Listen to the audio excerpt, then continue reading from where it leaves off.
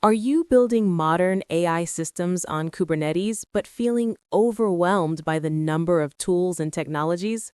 From containers and GitOps to GPUs, observability, and security, the ecosystem is massive.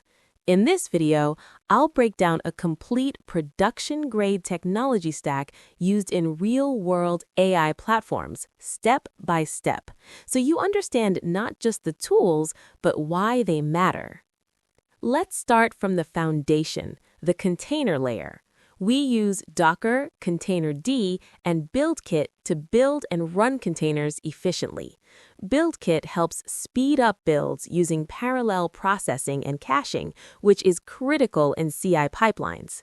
Next is the container registry. Tools like AWS ECR, Azure ACR, and Google GCR store container images securely. They also provide built-in vulnerability scanning and lifecycle policies to manage old images. Now the core, Kubernetes distribution. Managed services like Amazon EKS, Azure AKS, and Google GKE handle the control plane, making cluster management easier with automatic updates and scaling. For scaling infrastructure, we use node autoscaling. On AWS, Carpenter quickly provisions the right nodes, including cost-effective spot instances.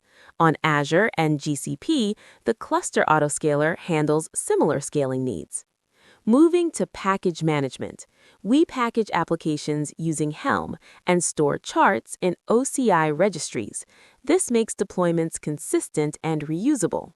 Now comes GitOps, a game changer. With ArgoCD, deployments are fully automated using Git as the source of truth. And with Argo Rollouts, we can perform canary or blue-green deployments with zero downtime. For dynamic scaling, we use KEDA. It enables event-driven autoscaling, like scaling based on Kafka lag, and even supports scaling workloads down to zero when not in use. Next is the service mesh. Using Istio and Envoy, we get secure communication with MTLS, traffic control, and deep observability, all without changing application code.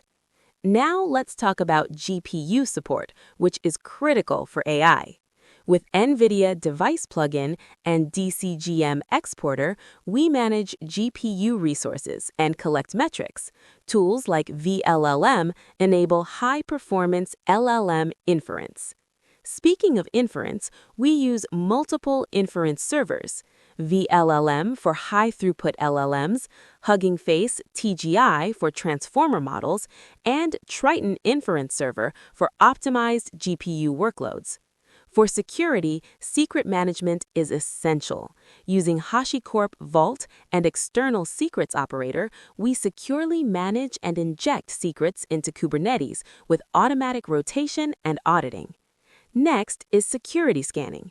Tools like Trivy, Falco, Cosign, and OPA Gatekeeper help scan images, detect runtime threats, enforce policies, and ensure only signed images are deployed.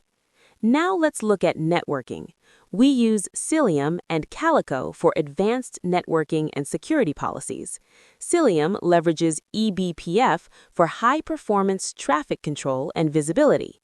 For storage, we rely on cloud-native solutions like AWS EBS, EFS, and similar services across Azure and GCP to handle persistent data and model storage.